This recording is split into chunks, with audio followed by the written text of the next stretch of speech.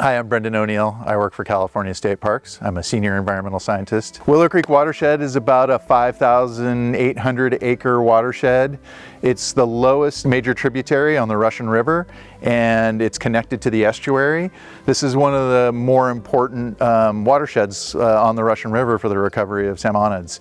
Willow Creek has been home to both the Kashia Pomo and to the Coast Miwok, and continues to be. We work with both of those tribes. They have a history that spans time. And first white settlers that came here logged this area and farmed in this area. And state parks and a suite of partners that we've worked with for over 2 decades now have committed to restoring this watershed and this landscape here for the benefit of not only salmon, but for all the creatures that live here and the physical processes that happen here. I'm Rachel Kiesel, Senior Environmental Scientist with the Sonoma Coast District in the Cannabis program. We are on Willow Creek, which is one of the lower tributaries of the Russian River. It's part of the Sonoma Coast State Park. And we're in what we call the Stage 0 reach of Willow Creek, and that area really flattens out. There isn't much gradient for the sediment to move. That's why we've had this project here to try to deepen some of the channels so that our coho and other fish can migrate downstream when they're teeny tinies. Willow Creek is a really important creek for the coho salmon. What we're hoping with this project is that these deeper channels that don't dry out provide good habitat for all those fish species, even those amphibians that deal with these lower water resources in this reach. We are at what we're calling Site 4. This is our lowest set of structures. It's actually 4 separate structures that connect, that divert the water. And so we're trying to make sure that there's deep pools in the summer for these small fish. So we've harvested alders, which you can see all behind me, as well as willows. We are using willow along the bottom of the structures in the hopes that it will root. What we want to do is trap that sediment and any other material that's coming down at these structures so that it will build up and the channel will choose the deeper course.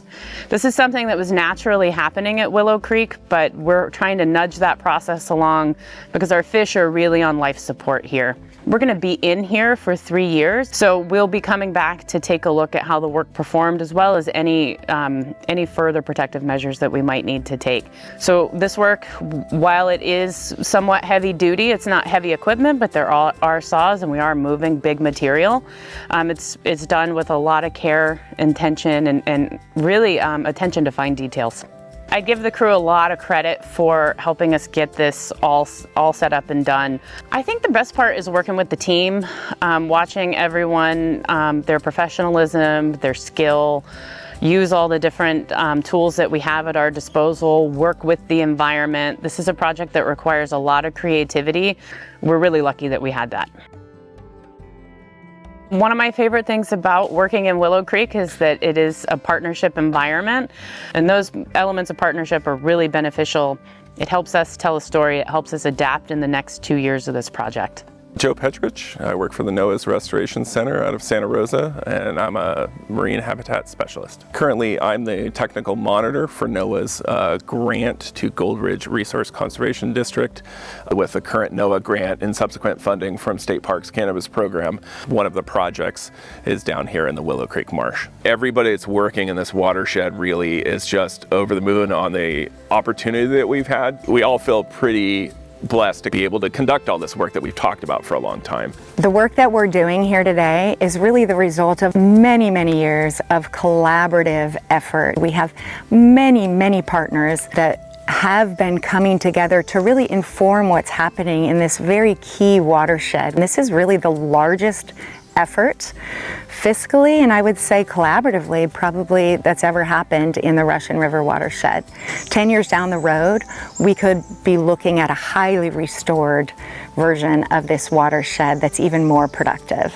This past year, we had kind of an amazing spawning year for coho salmon, and somewhere upwards of 150 coho salmon. Ran into a lot of people just on the trail that were just absolutely amazed to be able to see coho salmon, and were telling me, like, you have to get down to the creek, there's all these fish and stuff. So it was really, really exciting this past winter when I did that walk and was able to see that there were just literally coho salmon everywhere you looked, and the further you went up in the watershed. But it was a nice little kind of check. It's like, yeah, we must be doing pretty good. We got that many fish in the watershed. So yeah, it was exciting. In my career, I don't think I've ever worked on a project that's had such ease of partnerships. We really couldn't do it without all these partners. There's a lot of complexities in this work that we're doing here. It brings synergy to the work we do here, and I feel really lucky to be involved in it. And I hope that those folks who are contributing to this work can see this and appreciate this and have some sense of what we're doing with that funding and how important it is to the recovery of natural resources in the state of California.